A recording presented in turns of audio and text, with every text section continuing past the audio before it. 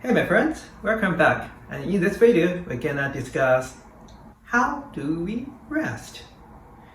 And in the day-to-day work we are chasing up to-do list is kind of infinite, endless, and sometimes feel exhausted and burn out.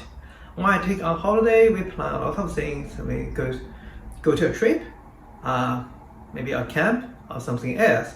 It's also another to-do list. Now in this video, I'm gonna share another thing I learned maybe last year and tried really good. It's called To-NotDo List. And how to do it. What is To-NotDo List? It's a make a list. A list something we don't want to do for rest. We don't want to check Slack. We don't want to keep scrolling Twitter and watching Netflix. As long as we have the list, start feeling relaxed, do whatever we want to do and do whatever we normally do.